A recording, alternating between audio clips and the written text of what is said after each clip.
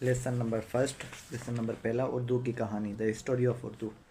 سبق کا خلاصہ: بابا اور مولوی عبدالحق نے اپنے مضمون اردو کی کہانی میں مختصر طور پر واضح کیا ہے کہ اردو زبان کس طرح وجود میں آئی اور پھر اس نے کس طرح ترقی کی ہے۔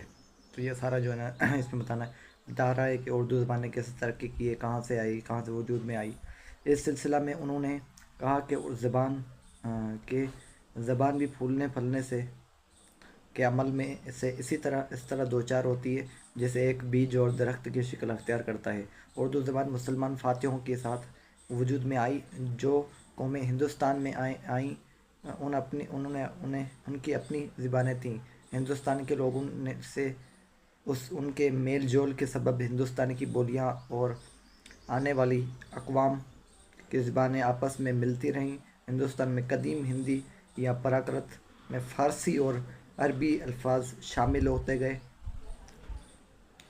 اور اسی ملاپ نے ایک نئی زبان کی صورت اختیار کر لی جسے اردو کہا جاتا ہے۔ اردو کے معنی لشکر ہیں۔ وہ اردو کے معنی کیسے لشکر ہیں؟ دیکھیں کہ لشکر میں جو ہے نا ایک آتا ہے ایک جاتا ہے، آتے ہیں کئی لوگ جاتے ہیں لشکر میں۔ تو یہ بھی اردو میں کئی زبانیں آئیں، پھر گئیں، پھر اس پہ شامل ہوتی گئی، ملتی رہیں۔ چونکہ اردو زبان میں بھی اس طرح نئے نئے الفاظ شامل ہوتے گئے ہیں جیسے کسی فوج میں مختلف علاقوں اور نسلوں کے لوگ بھرتی ہوتے ہیں، اس لیے ہندوستان میں وجود میں پانے والی اس نئی زبان کا نام بھی اردو ہی پڑا۔ پھر مغلیہ سلطنت کے زوال کے بعد اردو اور انگریزی کا ملاپ ہوا اور موجودہ دور میں یہ زبان سارے بر صغیر پھیل چکی ہے۔